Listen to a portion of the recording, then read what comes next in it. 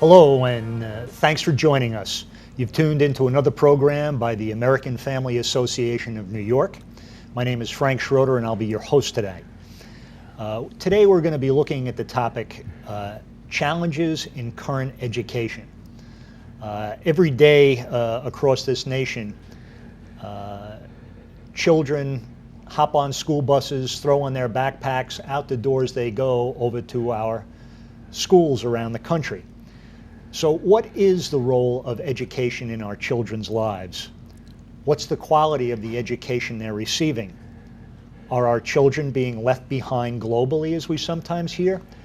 We're going to ask our guest today. I'm very happy to have with us in the studio today Father Philip Eichner, who is currently and has been for almost 25 years the president of Kellenberg Memorial High School in Uniondale. Welcome, Father. Thanks for being with us. Thank you very much, Frank. You know, we're going to be talking about education, and I think you've earned the right to do so. I've known you for a long time. I know you as a true Renaissance man, but I want to talk to our audience a little bit about your background. First of all, you're local Long Islander. Where did you go to high school? I went to Chaminade High School. Okay. And following Chaminade, you then entered the Marianist. Marianist, that's right. Okay. And then went to University of Dayton. Okay. And then taught in Cleveland 5 years, and then went to our seminary in Freiburg, Switzerland. I was ordained there in 1966. So you were ordained in 66. Wow, 50 years. How long have you been teaching? I've been teaching since 1957. Wow. Wow. So you've seen an awful lot of students many, pass yes. through Yes. in all kinds of different schools.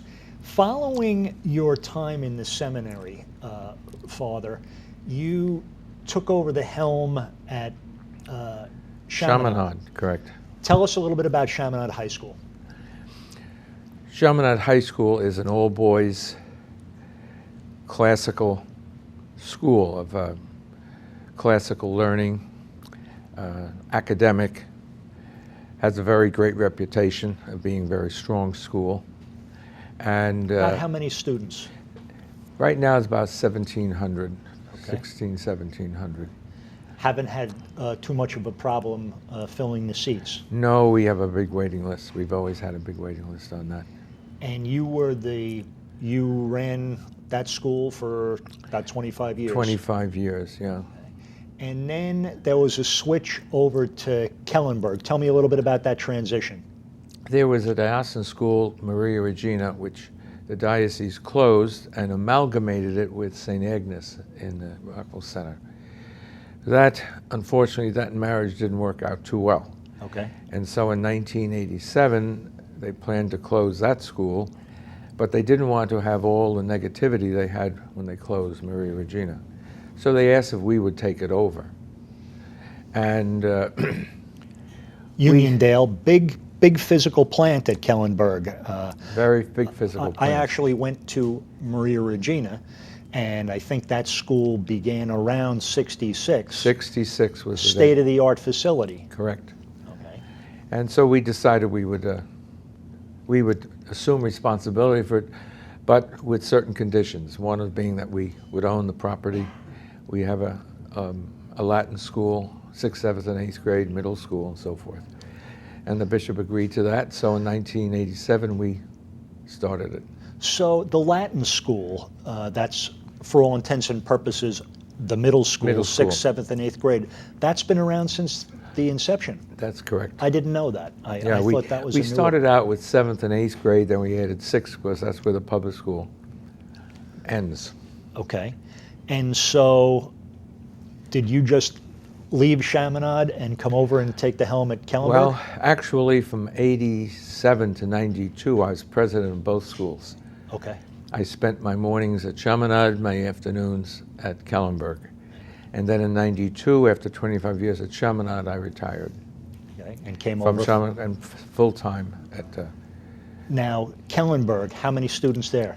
We have 2,600 students. Wow. 500 in the middle school and about 2,100 in the high school.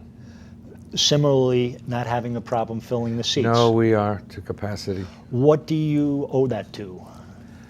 Well, people, no matter what your liberal persuasion, no matter what your political persuasion is, when it comes to your children, you're always conservative. Parents want a safe place, they want a good place, they want the child to learn, they want an atmosphere that's conducive to learning, and they're willing to pay for it. Mm-hmm. They're willing to pay for it, and they know. They know what's good for their children. They don't want anybody experimenting with their children. Mm-hmm. They want a culture that's sane, a culture that they respect, a culture that would be an extension of their home. Okay. Well, that's a good point to jump into our topic when you talk about experimenting with our children. I want to talk to you about a relatively new program that has been instituted, and there's been all kinds of scholarly ink spilled on opinions about this, and we're talking about the Common Core. Tell me a little bit about it. What is Common Core? Well, Common Core has many facets to it. Its history, its content, its motive. It's a very complex situation. I'll take a few of those facets of it. One of the things, as you mentioned before, is the America seems to be behind in the world. And so these polls sort of agitate all over the United States. There's the question of teacher accountability. There's the question of standards. Mm-hmm. You know, raising standards does not mean you're improving education. Okay. It's like making a product charge more for it doesn't mean the product gets better. There was the idea, supposedly counterintuitive. If we're going to raise standards, we're going to have better students, but you're saying not necessarily. Not necessarily, because it's the teaching that counts, not just the standards. Not just the test, it's the content, the methodology of what's taught. You can fail students, doesn't mean that you're a better teacher. So there's this debate going on about are American kids being left behind? What do you think about that? Is there some traction to that argument? I spent 4 years in Europe, and I will tell you to be very careful about those polls, that statistic. Why? America has a totally different concept of education than Europe. In this sense, we try to educate everybody at every level. In the European countries, at the age 12, there's a division: academic, vocational, at 12. So explain that, how that works. Give me an example of a country that would follow that kind of model. Germany, France, So Italy. Students would go to school, say, from 6 till 12 years of age, something like that? And then they would split, and I know in Switzerland it was 14, you could get out of school. You didn't have to go beyond 14. Germany, they split France between the gymnasium, the academic, classical, scientific, or the vocational. Now, we really do not have vocational education in the United States. Okay. Mandated across the country, you're supposed to remain in school until you finish high school. Right. Or 18. Okay. One time, this statistic is somewhat old, one time Germany spent $27 billion on the vocational. That in America, you can put yourself out as a plumber, nobody complains. But there you have to have a certification for all trades. What do you think of that? Is that something that America should consider adopting? In other words, is our youth, should everybody expected to be a student, or do you think there comes a time where maybe a trade would be better? What's your thoughts? It's a deeply rooted American principle of equality, anti-elitism. The European system is elitist, and that's why you have to be careful of Why the do you statistic. say that? Why elitist? Because they're just going Only the elite go on to academia, further That's studies. correct. You can't get into college by choice. You have to take a test. If you pass that test, you go to the university. If you In fail, Europe. in Europe. If you fail it, you can take it one more time. But after that, you have no more college education, university education in your life. Now, you certainly here in the States, you have to do the same. You have to take a test to get into college. But, however, it's not like if you do poorly on the test, you're done. There are other educational alternatives. Yes, and even you can matriculate into college today with basically no background. We allow anybody to go to college at any time. Anytime. And we have community colleges. Okay, okay. We have private universities, public universities. They're open to everybody. Not so in Europe. It's very controlled in Europe. I see. Very, very controlled. One statistic I had at one time is that in Germany, only about 10% of 19-year-olds were in university. Okay. So we are not elitist in the United States. We are very broadly democratic, and we want to give everybody a chance. There's very little academic segregation in the United States. How about the thought, though, of the trades? Would you say that the trades are more skilled in Europe because at a young age they go through an apprenticeship? You said, like here in the United States, you want to become a plumber, go and become a plumber. Over there, everything is, In a certain sense, you're assured that the plumber you get is qualified. In the United States, it depends on reputation. Okay. It's not necessarily certified. You don't have the European system is like the journeyman, the master, the apprentice, journeyman, master. They still do that. Do you have a sense of percentages when in Europe, when the students come to this divide, whether it's 12 or 14, how many go on to school and how many go on to the trades? A minority go on to the academic. Okay, okay. So ostensibly, American students should be better educated than their European counterparts. Well, depending on what you mean by educated. Okay. I mean, some of them go through 4 years of high school and just passed on. What do they learn? In Europe, it's elitist. Hire the fewer. What about Asia? Same way. Asia's the same way. As Japanese students are under a great deal of pressure because the admission to the university is elitist. Okay. And they study very hard.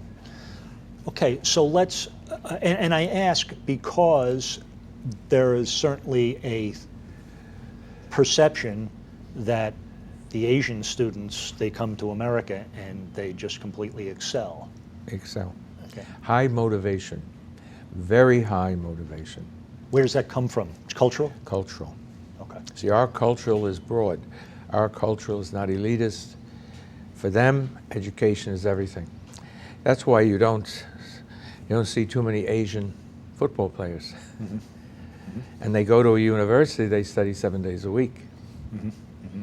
Very hardworking. And very hardworking. It's so cultural. let's go back to the Common Core. First of all, this is a federal program. Yes. That's one of its problems. Okay. Education should not be a federal issue because then it becomes politicized. Okay. It's best on a much more local level. This one size fits all should not be. The attempt is to raise standards, make our students smarter, and so forth. All noble goals. Wonderful. So the thought of Common Core, the inception of it, was rooted in. It's noble. It's ideal, but many times ideals drive you crazy. Okay. I look at this, look at our Nobel Prize, our medicine. We don't have the elitist system, but worldwide, we have some of the world's most competent scientists. Where does that come from? From our system. Okay. And Common Core wants to, their goal, I'll put it succinctly, their goal is wonderful. The methodology is, I think, abominable. So let's split them off. We Right. know what the goals The are. goal, We want right. to raise standards. First of all, we want to standardize things. We want everybody learning the same thing in the same way. Right. Can't Now, happen. No, all three of those are vulnerable to argumentation. You take the first one, the goal. The goal, they want students to think critically, to understand things in depth. Who can argue with that? Sounds good. Yeah. So what's wrong with it? You don't start that in kindergarten, which is they're doing. They think you can get young people to think critically. They don't know enough. It takes 20 years of education to come to what they want. You start out with Jack and Jill went up a hill. You don't start out with the Declaration of Independence. So the methodology is driven by this goal of making everybody geniuses, smart, thinking, intelligent. That's a long process. So doomed to failure all over, or is there tinkering that needs to be done, or what do you think The the answer is? methodology they've chosen to that is highly sophisticated. Example, you deal less with a mathematical equation and much more with word problems as opposed to be this intricate thinking under Common Core. Right. Meanwhile, they don't have the underlying mathematical facts mastered. That's right. Okay. I'll give you an example. One of my teachers came in the other day to my office and says, I want to show you something. My young daughter is kindergarten. And here's a language test she got, and it's on the English phrase, English TH, the TH sound. And they were asking these young kindergartners to distinguish between an aspirated TH and an unaspirated TH. Now this is sophisticated stuff. Between thin, think, and thing. Mother, the TH is unaspirated. It's not mother, but it is thin. Now that's... What grade was this? Kindergarten. Oh, very good. Very good. And they had a circle which was aspirated, which was not aspirated. Now, that's graduate school. Okay. Okay. Okay. So what do you think the answer is? Do you scrap it? What should be happening? Like, how do you maintain the noble goal, yet, as opposed to just leave everybody to figure it out for themselves? First of all, government shouldn't be directing it. Parents should be directing it. Parents should have the right to choose the education they want. Compulsory education, yes, your child must go to school. But the ability to choose the type of school, the type of curriculum. Common Core has not been tested. It's just started. And they've imposed it on the whole country.